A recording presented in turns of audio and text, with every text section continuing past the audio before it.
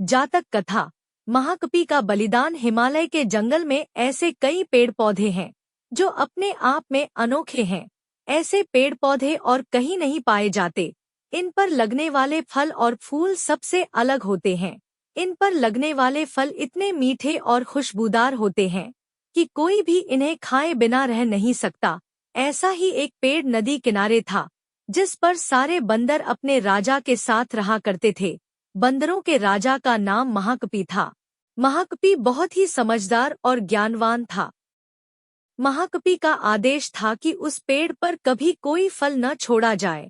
जैसे ही फल पकने को होता, वैसे ही वानर उसे खा लेते थे।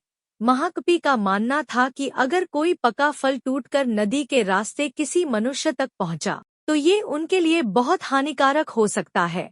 सभी वानर महाकपि की इस बात से सहमत थे और उनकी आज्ञा का पालन करते थे।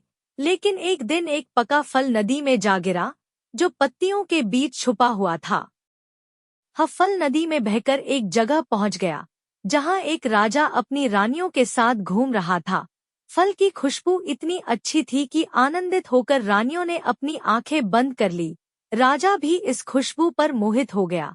राजा ने अपने आसपास निहारा तो उसे नदी में बहता हुआ फल दिखाई दिया। राजा ने उसे उठाकर अपने सिपाहियों को दिया और कहा कि कोई इसे खाकर देखे कि यह फल कैसा है। एक सिपाही ने उस फल को खाया और कहा कि ये तो बहुत मीठा है। इसके बाद राजा ने भी उस फल को खाया और आनंदित हो उठा।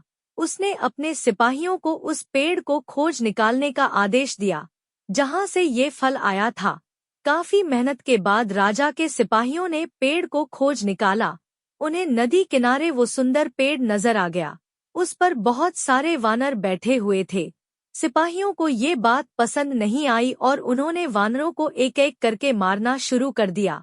वानरों को घायल देखकर महाकपि ने समझदारी से काम लिया। उसने एक बांस का डंडा पेड़ और पहाड़ी के बीच पुल की तरह लगा दिया। महाकपि ने सभी वानरों को उस पेड़ को छोड़कर पहाड़ी की दूसरी तरफ जाने का आदेश दिया।